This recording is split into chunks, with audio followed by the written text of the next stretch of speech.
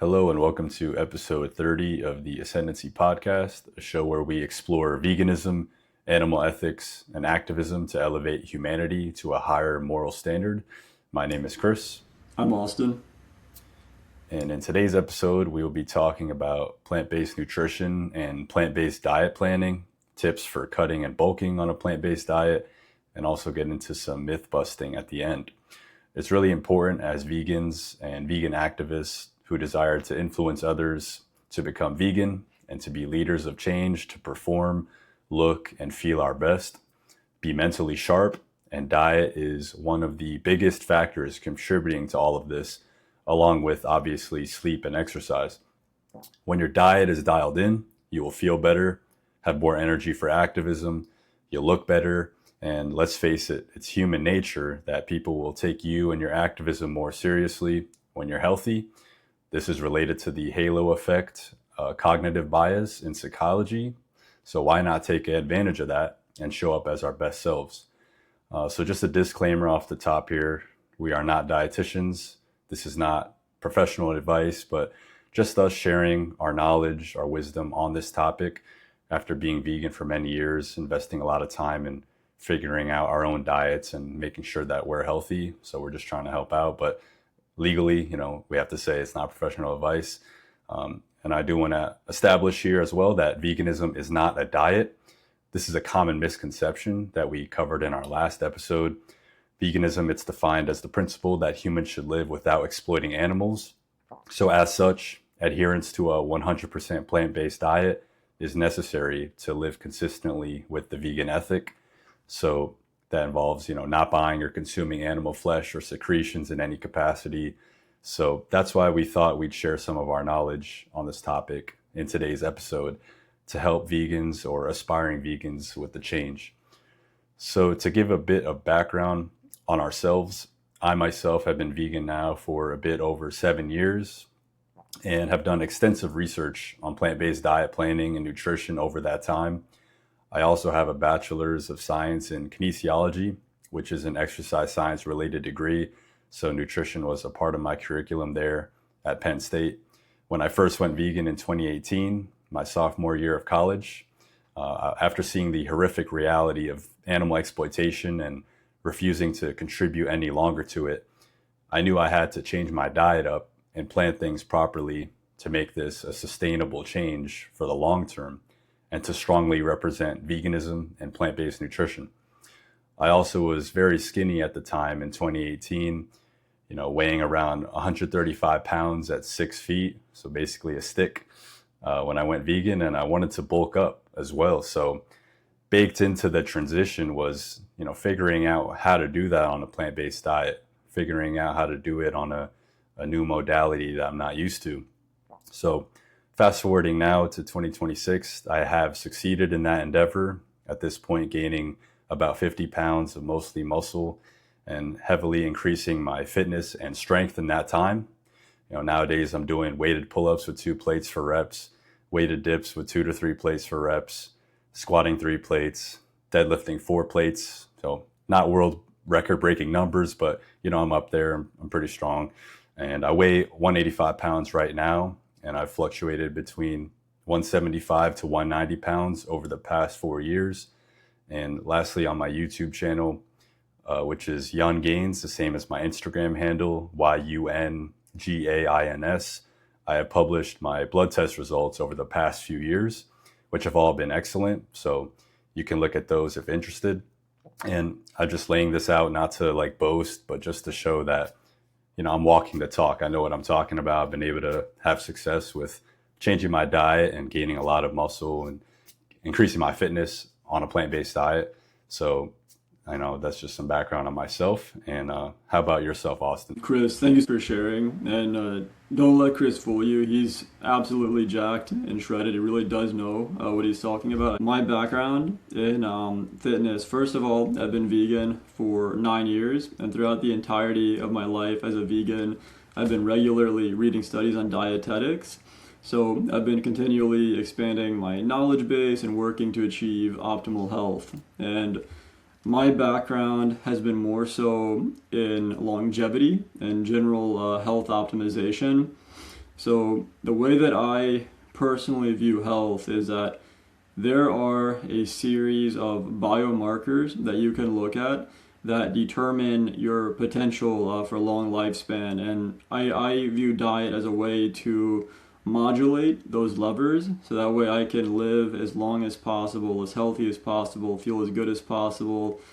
Think in terms of Brian Johnson, but without like the $2 million annual budget is sort of where my stance and my perspective on nutrition comes into play. And also, I do have a fitness focus. Outside of that, of course, I do think it's very important to be physically strong for both long-term mental health, for bone health, to prevent osteoporosis, etc. And I've taken the knowledge that I've learned over the years, and I've built out a custom ChatGPT called Vexor, and this is available for free on ChatGPT's community build section. I'm going to be talking a bit about it throughout this podcast. I really highly recommend checking it out.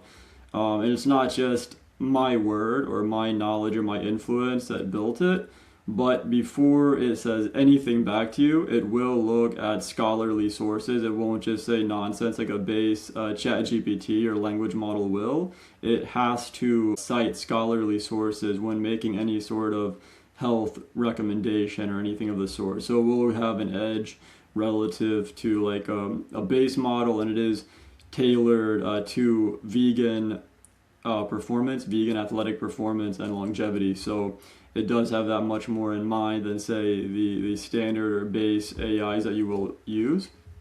And to kick us off as far as subjects, I just want to talk about general health and performance and just discussing what we can do as individuals just to be as healthy as we can.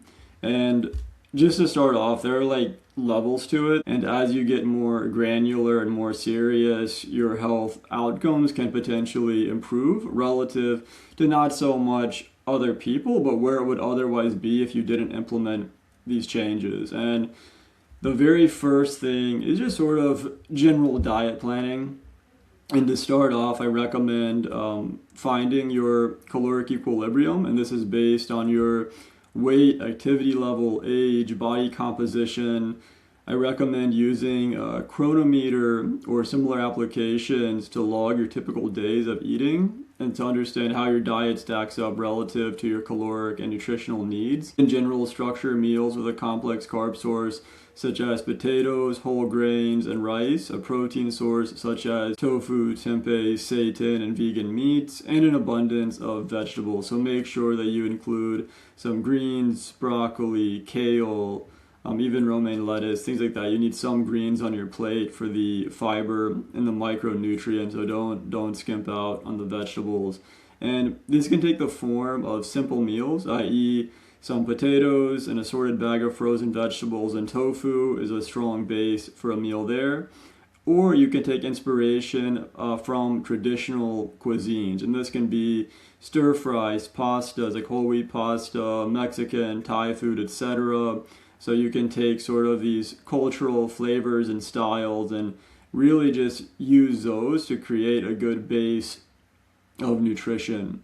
And then the second layer is adding in highly nutrient-dense foods for longevity and optimal health. And this can be something like flax seeds, fortified milks, legumes, iodized salt, blueberries, walnuts, beets, Brazil nuts, and they all have their own role and their own significance. Like, for example, you'd want flaxseed, chia seed, or algae oil for omega-3s, plant milks for calcium, legumes for additional protein and phytonutrients, iodized salt, of course, for iodine, and blueberries for the antioxidants. You also want walnuts for healthy fats, and Brazil nuts are really important because they're a great source of selenium. So just sort of taking the diet to the next level with these nutrient-dense foods is really important. And as vegans, B12 is a 100% non-negotiable.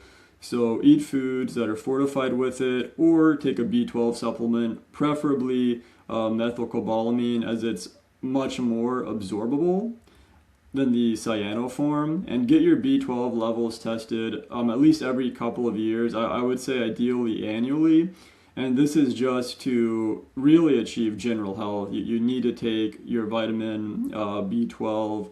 And just for some perspective, I'm going to talk about this a little bit more later in the video. But vitamin B12 deficiency is very common throughout the entire world, even in the United States where people are eating like 200 pounds of meat per year. So take your supplement. You know, humans are living longer than ever these days, and the older you get, the more bioavailable B12 that you're going to need. So overall, take a data-driven approach to your health. You're going to want to get your blood work tested, see where all of your nutrient levels are, and then address them on a case-by-case basis.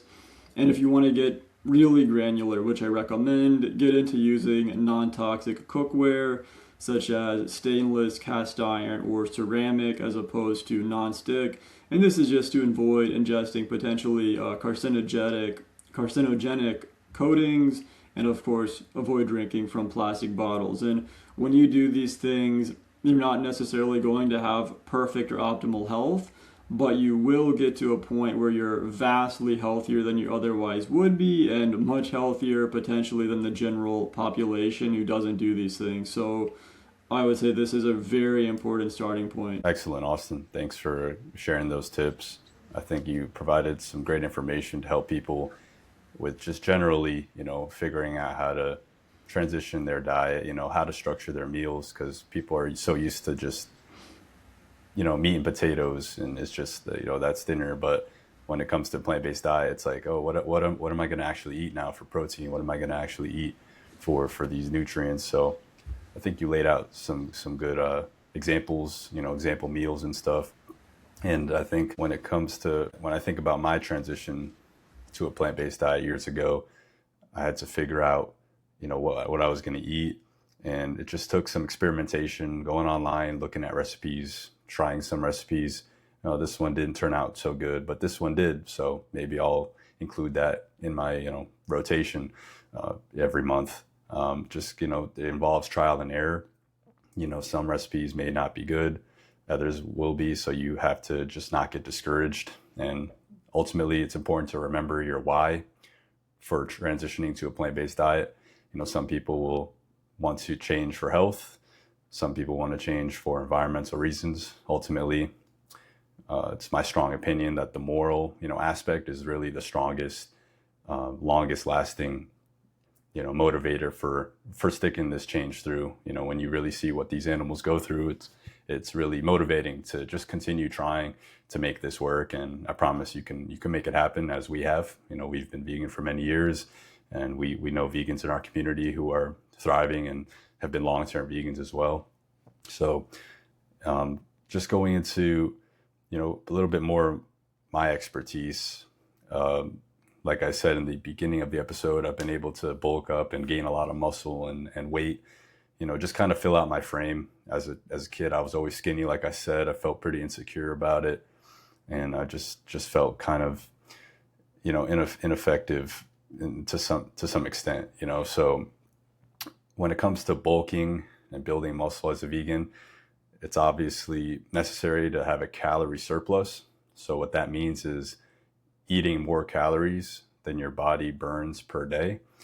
And you're going to need adequate protein as well. So in general, it's good to go for 0.8 grams to 1 gram per pound of body weight in protein per day. So for example, if someone weighed 100 pounds, they would want to get 80 grams to 100 grams of protein from plant-based sources per day, just to supply their muscles with the adequate amino acids for recovery and to actually build. It's really important to have the protein dialed in, because if you just have a surplus, and that surplus is mostly from carbs or fat, macronutrients, you're just going to kind of get skinny fat. You're just going to put on more fat rather than muscle. So it's very important to have your protein dialed in. And this is where a food tracking app like Chronometer helps a lot. You can just kind of scan the barcode of what you're eating, or, type in, I'm eating sweet potatoes, I'm eating rice, I'm eating beans, tofu. It'll show you exactly how much protein you're getting. And this is where a food scale is very important. It's very important to have a food scale so you can accurately weigh exactly what you're eating. So you could put that in the tracking app rather than, doing ballpark estimates, looking at it, by eye.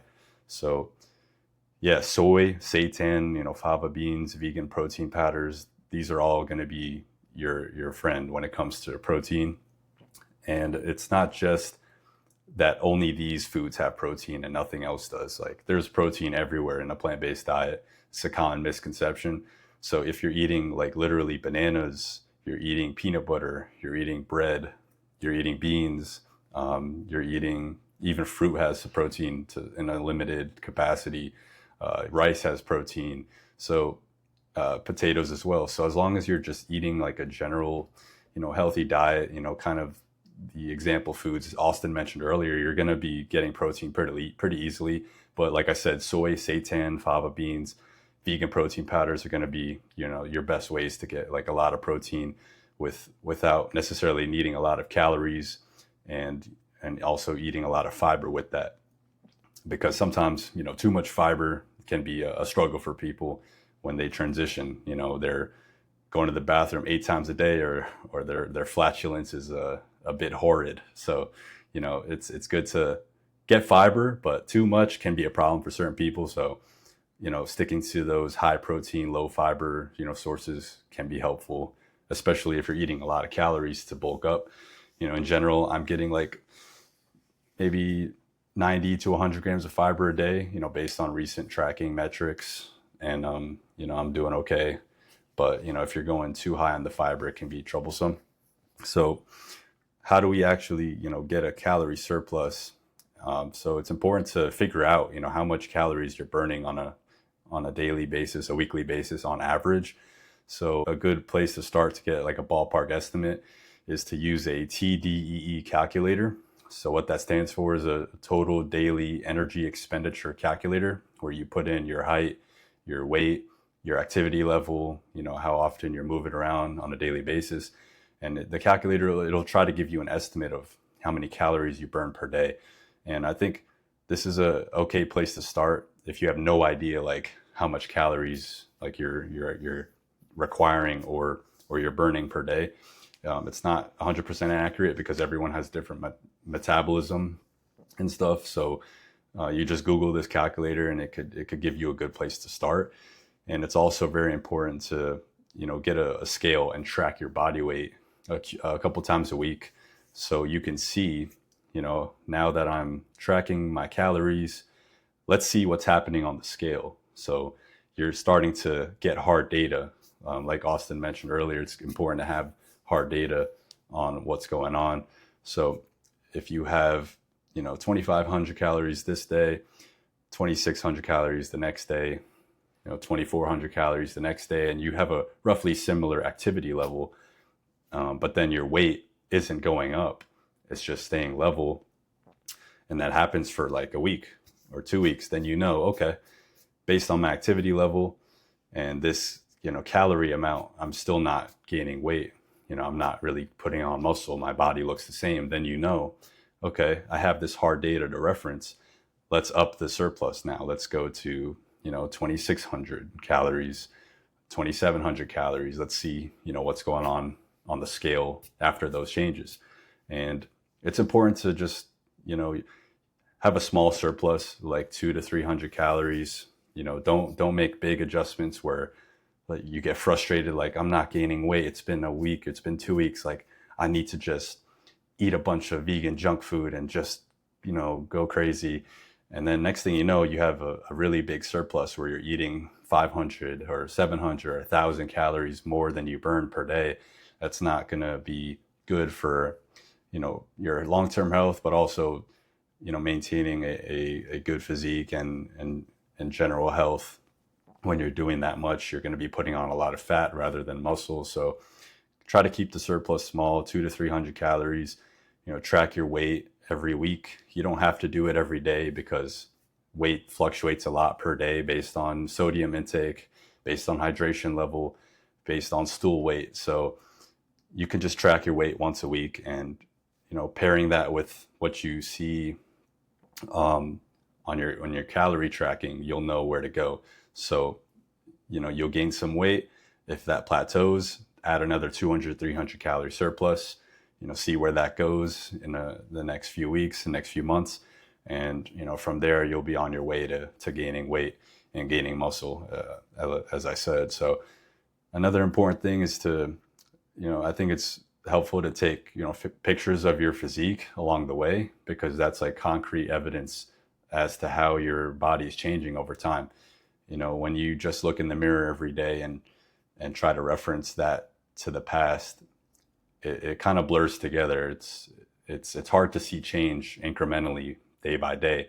But when you look at a photo of how you looked 6 months ago, a year ago, you'll be like, wow, I'm really changing my body. Like I'm really looking a lot different. And I've done this myself. I'm along my journey.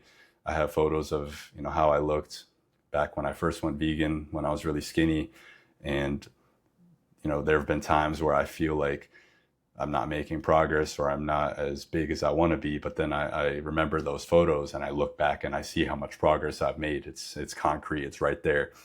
On this day, this many years ago, this is how I looked. And then this is how I look now. So it's important to, track your progress with pictures as well, the bulking process.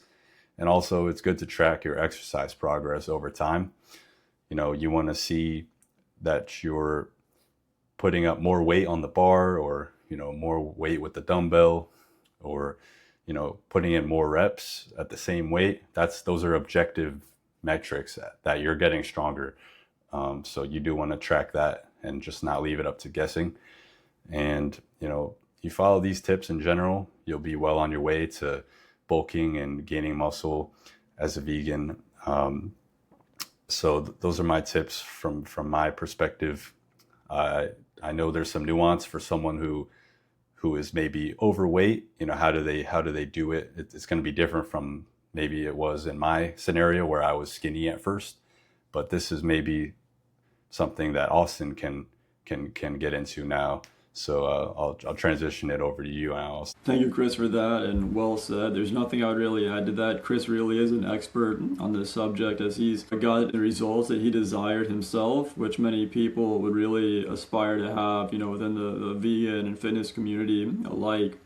And on the flip side of that, I'll talk a bit about cutting, which is the process of reducing body fat. And it's simple in theory, but preserving your strength and mental performance requires a strategic approach. And just for some background, I've been lean for most of my life, since I would say I was around 13, 14. I've had visible abs. And I thought I would maintain that quite effortlessly for life, especially around that age. But as I got older, and I will be completely straightforward here, I got into a bit too aggressive of a bulk while powerlifting and gained more body fat than I would have liked myself. So Chris's tips would have came in handy at this time for sure. Right now, I'm actually cutting my. I'll post progress pics along the way, especially when I'm towards the tail end of this cut, but I do have experience getting from around 20% body fat down to around 10-11%. But to start just the same with bulking or just maintaining, you're going to need to calculate your maintenance calories based on your body weight and activity level. One thing that I can potentially add, and one thing that's been useful for me anyway, is tracking my caloric expenditure using an Oura ring, because this shows me like day to day what the fluctuation is based on the activities I do, the workouts I do, and it's around 90% accurate. So over time you'll see, okay, is it a little bit low, a little bit high, and then you can adjust accordingly yourself.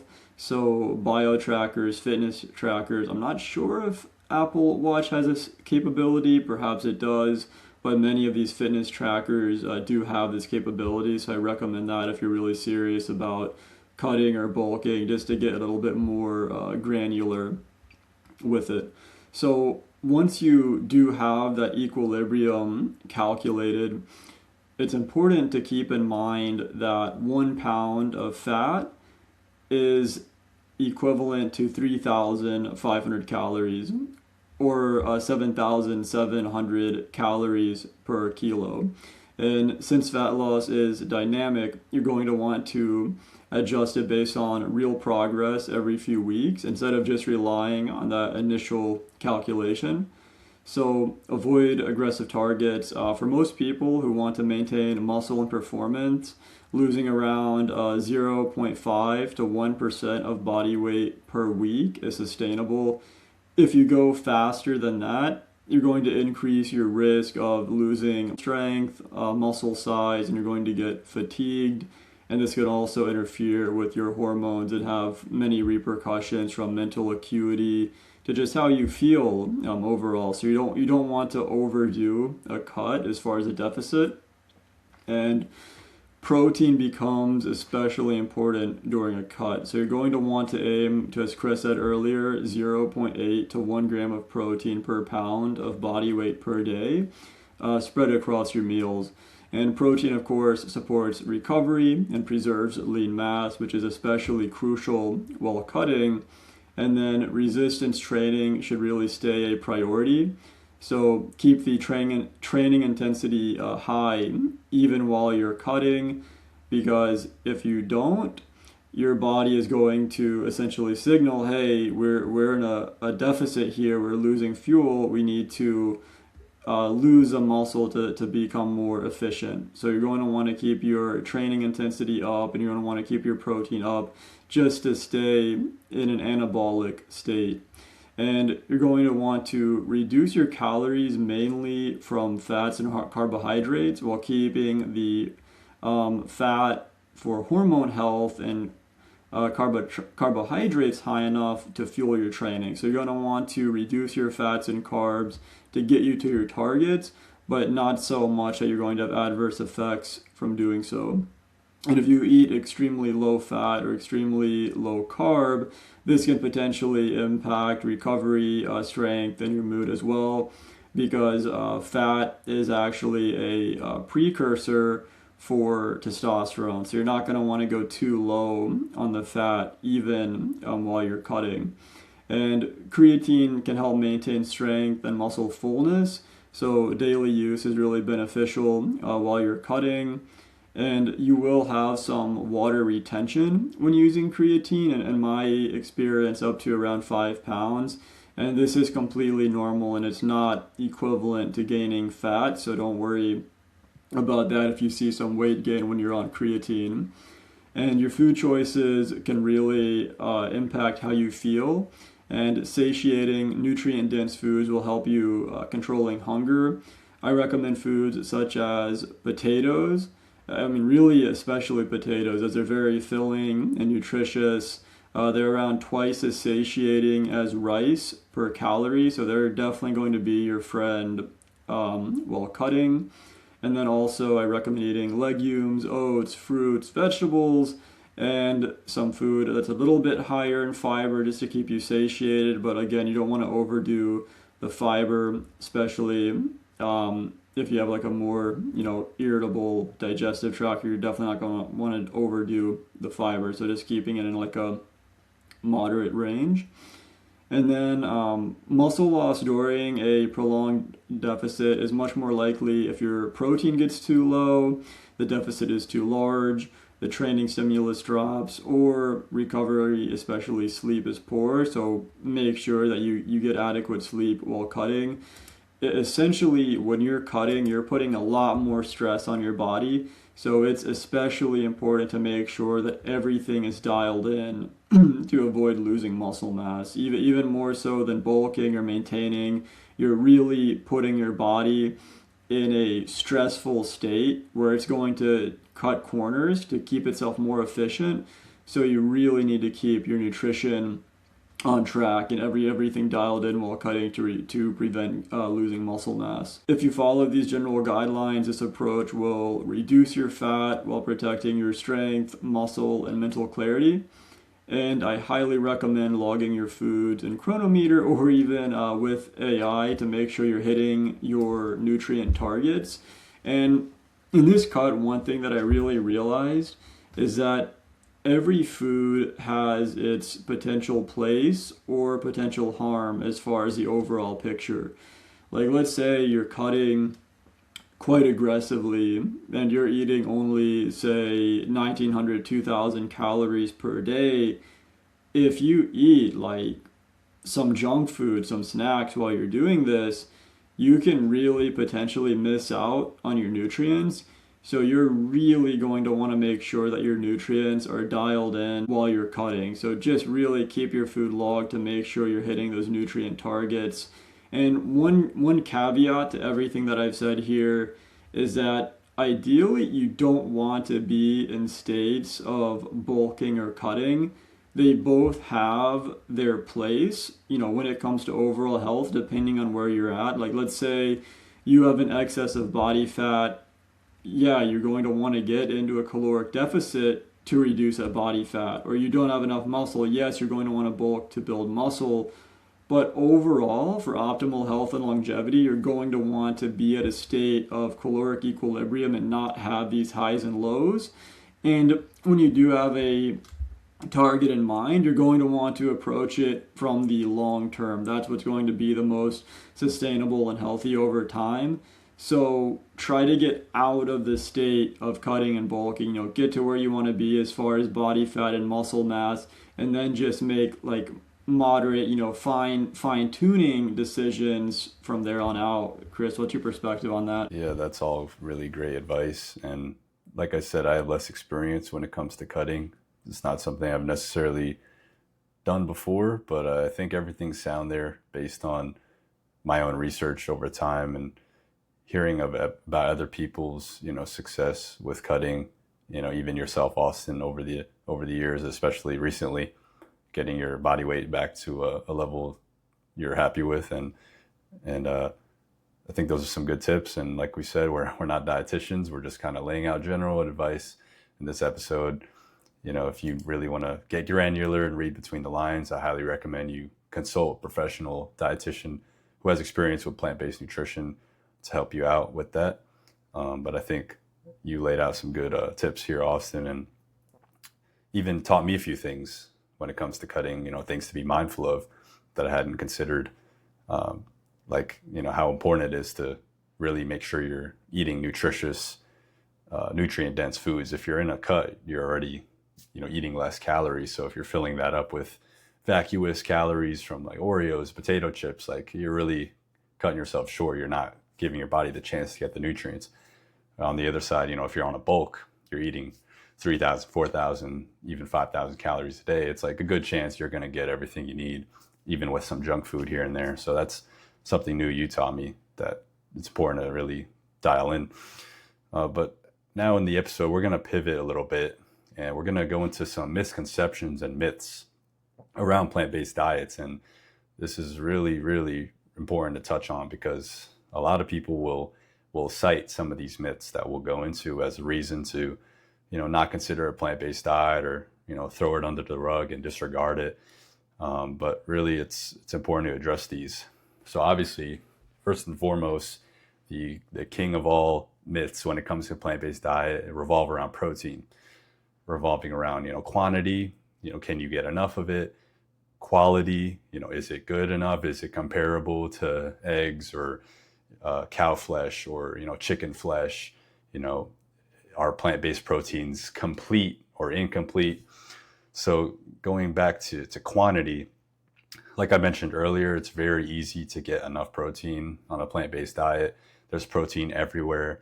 It's not just in like tofu, like people think. Like I said, there's protein in rice, bread, peanut butter, pasta, oats, even fruit. Like I said, peanut butter. I don't know if I said that already, but yeah, you're going to be able to get all your protein. And if it's a little troublesome, you can just get a vegan protein powder. Like there's no problem with that. People do that on a conventional, like, omnivorous dietary pattern. So there's no reason you can't do that just because you're, following a plant-based diet. So it's really easy to get enough protein. I've been able to do it. Like I said, I'm 185 pounds right now, and I'm able to get 170 to 190 grams of protein every day without much effort. Just once you know what to eat, where to go, and you track that in a food tracking app, excuse me, you'll be able to get all the protein you need. So the next concern is quality. So people will say, oh, well, protein, from plant-based sources is not as high quality as sources, from animals. So this is just a myth completely. At the end of the day, when you look at what the science is showing in long-term health outcomes, in strength gain, comparing sources of protein, from plant-based versus animal, the research is showing there's no difference. As long as you have a varied diet, you're getting protein from varied sources. So you're not just getting all your protein from like potatoes or all your protein from rice. You're going to be getting enough of variation in the amino acids. Obviously every protein source has different proportions of amino acids inside. So if you only eat like potatoes all day, I think you will be able to actually, it's probably a bad example because potatoes like are probably the best food. If you're going to only eat potatoes, you're actually able to get most of your amino acids, I think. And Austin, you can verify that for me after. But yeah, like it's important to eat different sources so that you get all the amino acids you need. So that's a myth completely. And then people will say plant-based sources of protein are incomplete, as in they don't have certain amino acids that you need. And this is completely a myth. I hate it. I see it all the time, and it's just completely false. It was popularized decades ago by someone like, I don't remember who. I remember digging into it, but at the end of the day, every plant-based, food has every amino acid just in varying proportions. So just like I said, you're just going to want to eat a varied diet, get your protein from different sources, beans, tofu, soy, seitan. You'll be able to get all of the amino acids you need, tryptophan, leucine, tyrosine. It won't be a problem at all. So this is just a myth. And I'll actually cite a study here published in 2021 in the Sports Medicine Journal. It's a PubMed study, so I'll link it in the description, but it's titled High Protein Plant-Based Diet versus a Protein-Matched Omnivorous Diet to Support Resistance Training Adaptations, a comparison between habitual vegans and omnivores. So this study took 19 young men who were habitual vegans and 19 young men who were omnivores, and they undertook a 12-week, twice weekly supervised resistance training program. Habitual protein intake was assessed at baseline and adjusted to 1.6 grams per kilogram per day, which is the same as like 1 gram per pound. So it's not the same, but similar, the conversion. And they adjusted their protein intake from baseline up to that point via supplemental protein, for example, soy protein for the vegans or whey protein for the omnivores. So dietary intake was monitored every 4 weeks during the intervention, and they tracked leg lean mass, whole muscle, and muscle fiber cross-sectional area, as well as leg press 1 rep max. And they were assessed before the study and after the intervention. So what did they find? They found that a high protein, exclusively plant-based diet, which was plant-based whole foods plus soy protein isolate supplementation, was not different than a protein matched mixed diet. For example, mixed whole foods, animal flesh, eggs, and whey protein supplementation, whatever they were eating, that mix, it was no difference in supporting muscle strength and mass accrual, suggesting that protein source does not affect resistance training induced adaptations in untrained young men consuming adequate amounts of protein.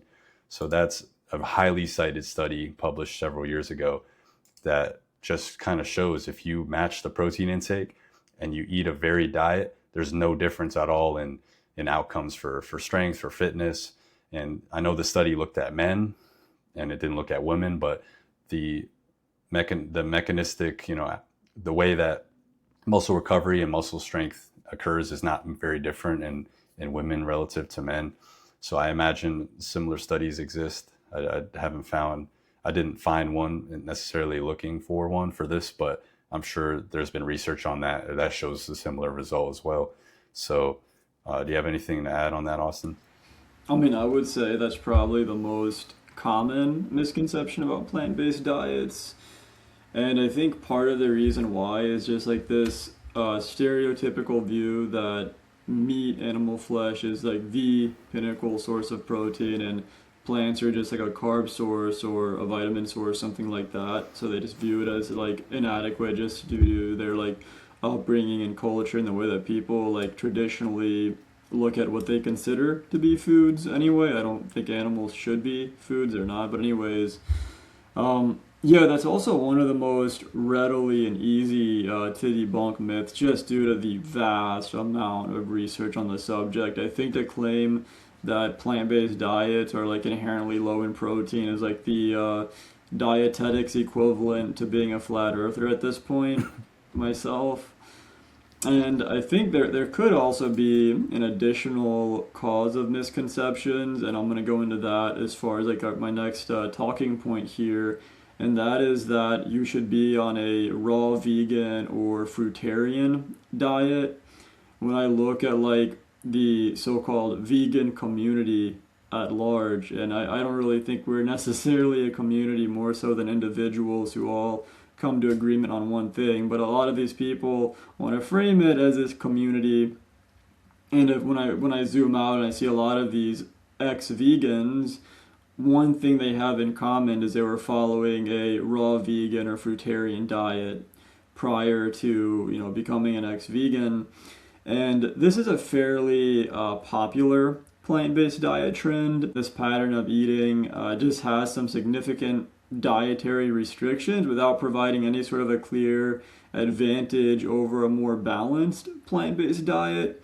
And cooking often, and in many cases, increases the availability of certain nutrients and it improves digestibility.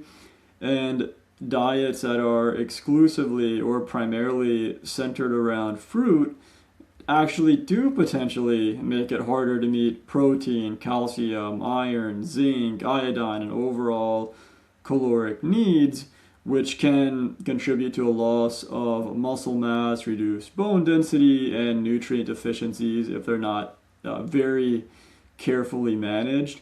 So there's no practical reason to exclude the wide range of nutritious cooked and non-fruit plant foods such as potatoes, lentils, beans, tofu, whole grains, nuts, seeds, mushrooms, and vegetables.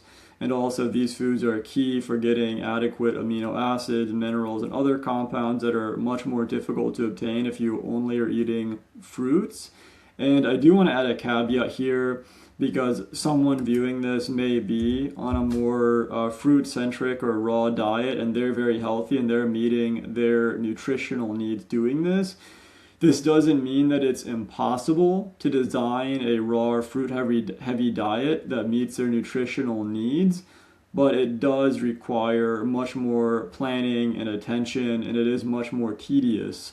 So especially if you're just getting into having a plant-based diet or you're newly going vegan, I highly, highly, highly recommend staying away from this way of eating and having a diet that is less restricted and includes a vast amount of health-promoting plant-based foods. And just as a practical exercise, go into Chronometer and log a full day of fruitarian or fully raw eating into it to meet your calories and just see what it looks like. I've done it myself and I wasn't impressed by the results, but just see what a full day of eating a fruitarian diet looks like from a nutritional standpoint. When I've done that, I just couldn't find a case for doing it unless you were just really, looking into every vitamin and nutrient shortcoming and really formulating it in a way to get around them, maybe adding in protein powder and more nuts and more supplementation. So I just don't see like a valid reason why someone would do it, especially if they're just going vegan. It just adds an unnecessary hurdle into your health that doesn't really seem to have a clear benefit. I think a lot of it comes from this sort of fallacious line of reasoning that humans are fruitarian by nature. It could be that some ancient human ancestor was, But it seems like rather than following that sort of line of reasoning, we can look at health outcome data and personal health outcome data and use that to make more informed decisions when it comes to, how our diet is going to interplay with our health. What do you think about that, Chris? Yeah, well said. I've never tried fruitarian or raw vegan myself, and I just think it makes things really tricky. It's challenging to necessarily get all your nutrients on such a restrictive dietary pattern. And like you said, you know, it's ruling out the advantages of like a balanced plant-based diet. Like there's nothing wrong with cooking food. There's no research to show that it like deadens the food, or these people say, oh, lowers the vibrational energy of the food, like these hippy dippy phrases that have no standing. There's nothing wrong with cooking. You lose out on the benefits of certain foods like potatoes, lentils, beans, like you said, whole grains, nuts, seeds. Like why take those out of your diet? What's the point? And like you said, a lot of the ex-vegans, they're never vegan. They just were eating a plant-based diet for health reasons. A lot of them tended to be on this raw or fruit heavy, stuff. So I just think it's not really worthwhile. It's one thing to maybe do it for a day or two or a short time, but for it to be like long term, like that's where I've seen a lot of anecdotes of people not doing well with that. So going into the next myth here, it's going to be people saying that processed foods are unhealthy. So the thing is with this, it's just a blanket statement that doesn't consider nuance and context. So they'll say, well, plant-based diet, you got to eat all these processed foods like soy milk and tofu and oils, and it's bad. But the thing is, there's degrees of processing where a food can be minimally or highly processed. To ascertain whether a food is healthy or not depends on the nutrient content of the food and the health outcomes associated with long-term consumption of the food, not just whether it's processed or not. For example, there are very healthy foods like plant milks, beans, oats, whole grains, frozen produce that are processed, and there are very unhealthy foods like sugar that are not processed, for example. So processing in many instances actually improves the quality of foods by way of fortification, cooking, freezing. So obviously there are certain processed foods that are not the healthiest, like fast food, vegan junk food, potato chips, Oreos, etc., which have added fat, sodium, and sugars. But it's just a fallacious leap to go from this to say that any processed food is automatically bad. It's illogical, and I think people need to think about it a little more deeply, because as I've laid out here, processing has done a lot to, destroy nutrient deficiencies by fortifying rice and breads, and it's just not right to just say any processed food is automatically unhealthy. You have anything to add there, Austin? Yeah, absolutely, and well said. One of the things that people who are really against processed food will do is just post like an ingredient label. Look how many ingredients are in this food versus beef. And then they'll put like a beef patty that says beef or something like this. And you can look at like the actual health outcome data. So rather than relying on like, oh, the number of ingredients are bad, because there's too many of them, or one ingredient is good, we can see how they actually affect populations at large. And one thing to think about, you could have, say, a vegan burger, and the ingredients could be beets, walnuts, peas, and I have like or derived ingredients from these foods, and it will be like a long list of ingredients. And then someone will say, oh, well, that's, unhealthy because of the number of ingredients. It's like, well, it's a lot of healthy ingredients in the processed food, potentially, just potentially speaking. And obviously there are caveats to this. And in general, more processed food is correlated with worse health outcomes. But it really matters to look at things on a case-by-case basis and individually determine if food is healthy or not. For example, tofu, which could be considered a plant-based food, is very healthy. And we can look at like population studies, like for example, in societies where they consume more tofu, we have lower cancer rates, lower obesity rates, just better health outcomes, even when we control like tofu versus animal flesh intake. So we can, and we really get into it and see like, okay, processed food isn't bad, across the board. It really matters what's the specific processed food. Like tofu and Twinkies aren't exactly the same thing. And that brings me into the next point, is that vegan meat is inherently bad. And I think a lot of this comes from like the animal lobby group. They put millions of dollars into funding campaigns and paying influencers to push this idea that vegan meat is unhealthy or bad for you. And we can see this basically anytime we log into social media as vegans. We see these like anti-vegan posts coming, for the Beyond Meats of the world. And in reality, not all vegan meat is created equally. So one thing that people who are against this plant-based meat will do is they'll cite research showing that the intake of processed foods is linked with poor health outcomes, but then they're failing to isolate plant-based meat specifically or consider what foods are being replaced in the diet. And in reality, not all plant-based meats are the same. They vary in protein quality, saturated fat, sodium, and overall nutrient content. Some were formulated with healthier fat profiles and meaningful amounts of protein and fiber, while others are more indulgent products with more oils and more sodium. So like any food category, the quality and context really matters.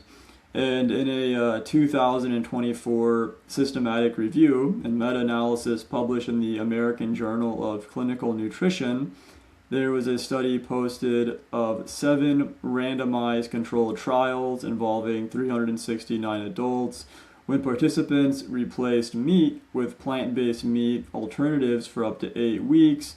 Several cardiovascular markers improved, LDL cholesterol decreased significantly, and body fat decreased. So we can see when you directly swap out animal flesh for plant-based meats, we can have potentially advantageous health outcomes. So I wouldn't rule it out on a well-planned vegan diet. I do think they can potentially fit into it, especially when you look at the lower saturated fat and lower sodium sources of these vegan meats. I think they really do have a place in a balanced diet. Yeah, absolutely. I think that's well said. And I myself buy vegan meat here and there. It fits in my diet and certain meal prep recipes that I do. And my blood test results are great year after year. So including these meats in your diet is not a bad idea, especially for someone transitioning who wants to be used to the same textures, similar flavors that's associated with, traditional animal flesh.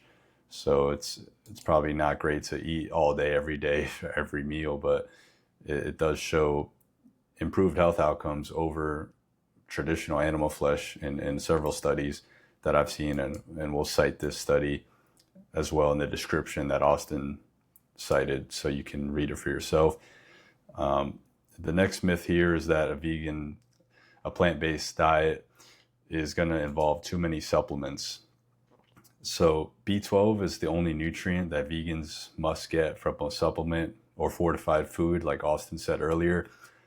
Every other nutrient like iron, calcium, iodine, etc. can be found from food with proper planning, and other compounds like creatine, taurine, tyrosine that I sometimes see people mention, like, oh, you can't get this on a plant-based diet, it's impossible. They can just be made in our bodies endogenously from the amino acids we consume from other foods. They're absolutely not required supplements. So it's absolutely laughable when I hear people say, you can't get this 20 ingredient, 20 compound long list of things you can't get on a plant-based diet. It's like, if you do any research, you can understand our bodies are amazing. They can create these compounds from within endogenously. That's what the word means. So you don't need supplements for every single nutrient. Like, oh, you need a creatine supplement, a taurine supplement, a tyrosine supplement, a carnosine supplement. You don't need that. Our bodies can make all that It's just fear mongering. Another nutrient to mention is vitamin D. You can get that with sufficient sunlight, or if that's not available in your area, you can take a cheap vegan D3 supplement. So between a weekly B12 and a daily vitamin D supplement, it costs me literally pennies per day. It's not even expensive. So all in all, a plant-based diet does not entail a massive, costly supplement stack to maintain. This is just some BS people like to say or believe to then give themselves permission to ignore the vegan message, the moral obligation to respect animals and adhere to a plant-based diet, or give themselves permission to, excuse themselves from even trying a plant-based diet. All you need to be concerned about is B12 and D3 if you don't get enough sunlight, and this is a complete myth. So anything to add there, Austin? Yeah, well said, Chris. And I do want to add this, 99% of people, roughly speaking, aren't vegan. If you go to any grocery store, any health food store, you're going to see an entire supplement aisle with every vitamin, mineral, micronutrient you could ever imagine. So even though like the average American is consuming over 200 pounds, almost 100 kilos of meat per year, they have many, many, many nutrient deficiencies. And you never hear this as an argument against consuming animals. Why do they have all of these nutrient deficiencies if their supposed corpse-based diets and secretion-based diets are perfect in providing them everything that we need? Vegans only make up a tiny percentage of supplement consumers. Furthermore, as moral agents, as humans, we have the obligation to not exploit animals. And this includes using technological means to do so. Like, let's say hypothetically, humans evolved to be cannibals and to prey on each other to consume flesh. As moral agents, we would have the obligation to develop a way, to develop a solution to not have to do that. And the same thing applies when it comes to consuming animals. Us potentially needing a supplement doesn't alter the moral worth of an animal in any way that makes it acceptable to prey on, exploit, slaughter them from their perspective. And it is completely overhyped and overblown and exaggerated, the supplements that vegans have to take. We can get away with vitamin B12 and in some cases D3, depending on your sun exposure and your climate and the amount of melanin in your skin, etc., all play roles into that as well. But the same exact thing applies if you're non-vegan. And when it comes to your health and the health outcomes, you can get, really granular, and you can really work to optimize your health and get your blood work done and see exactly what you need. But you don't have to do that regardless of if you're vegan or you're not. So it's just a completely overblown thing, and there's a double standard with supplementation with vegans versus non-vegans. And then the next point, and this is a very, very common one that I hear doing activism, and that's that plant-based diets are too expensive. And this sort of follows into the whole straw man against veganism, that veganism is a privilege. We hear that, or veganism is too expensive. So a 2020 study from the University of Cantor found that vegan meals on average were 40% less expensive than similar meals containing animal corpses and secretions. And when you look at this from a global perspective, plant foods are consistently more affordable, and the lower a nation's per capita income, the higher the percentage of their diet is plant-based foods.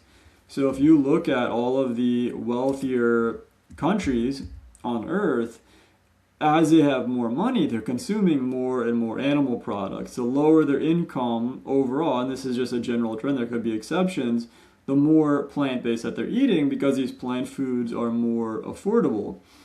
And this is because it's inherently more efficient to grow plants than to grow plants and then feed an animal and then eat the animal because with each trophic level, you're losing around 90% of the energy. So rather than wasting 90% of the resources, people, when they have less money, they just tend to eat plants directly. And in practice, all of the most affordable foods are vegan friendly, i.e., plant based. So think potatoes, lentils, beans, pasta, rice, frozen fruits, and vegetables. And for years as a vegan, I had a nutritionally complete whole food plant based diet. And I spent around $70 per week on food when I was structuring that diet. And with some preparation, you can have a complete, nutritionally complete plant-based diet for even less money. I was able to put together one that cost about $4 per day, providing around 2,400 calories and every single necessary nutrient. So this is all the vitamins, minerals, omega-3, everything that you could possibly need for optimal health for $4 per day in the United States. And you can vary that based on region and nutrient needs, calorie needs, etc. But it just goes to show that you can structure extremely affordable plant-based diets. So there's really no excuse. And I highly recommend using the AI I made called Vexor, and I'll put a link to that as well, to structure an affordable plant-based diet and just see, yourself how it can work out for you. Yeah, that's well said. I think you covered it well there, Austin. And yeah, when it comes to budgeting, I remember when I went vegan in college, I was obviously on a budget and I had to make it work. And I did, like you said, the cheapest foods are actually plant-based by default.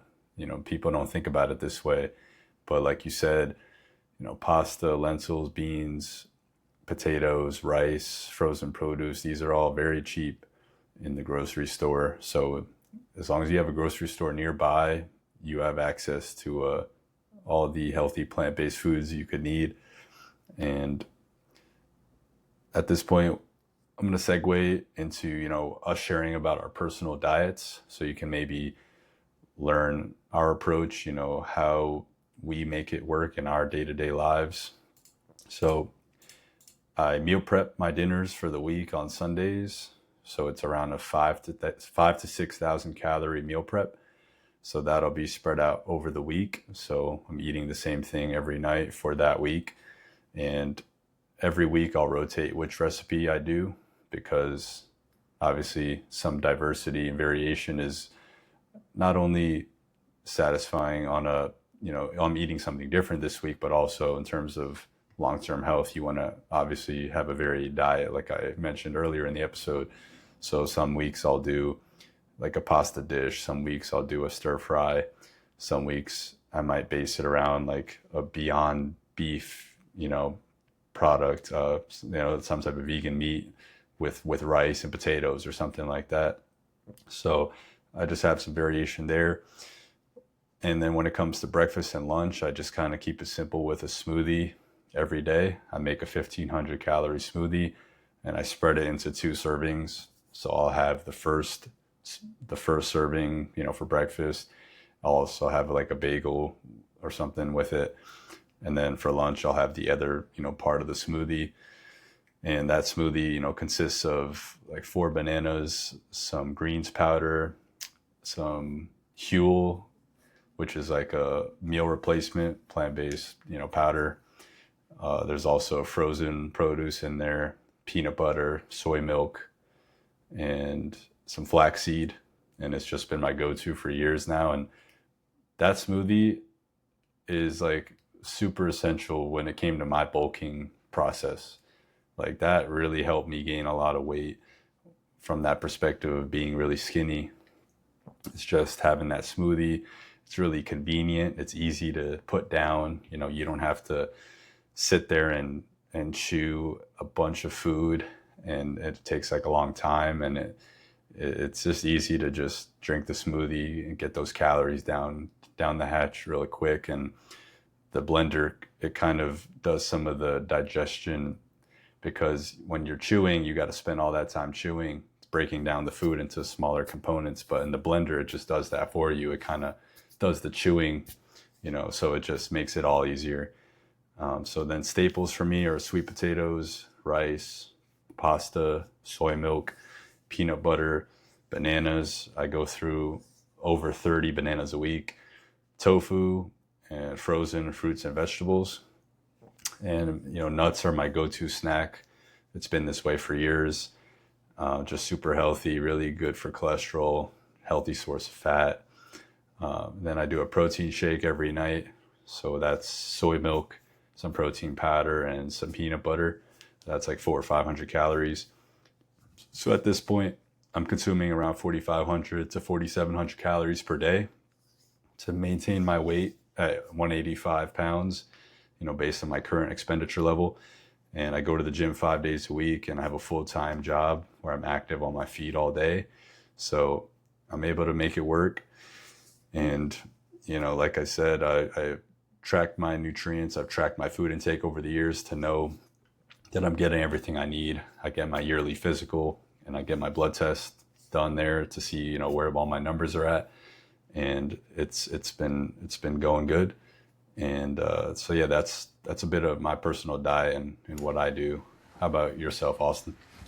Yeah, so my diet is very similar to yours, Chris, actually. The staples of my diet are potatoes, whole wheat pasta, sweet potatoes, vegetables, and often I'll buy bags of frozen mixed vegetables, tofu, and plenty of fruit. A typical meal for me might include potatoes, mixed vegetables, and tofu. So just keeping it simple, adding in some spices and sauces, for the taste. My favorite cuisines are Thai, Italian, and Mexican.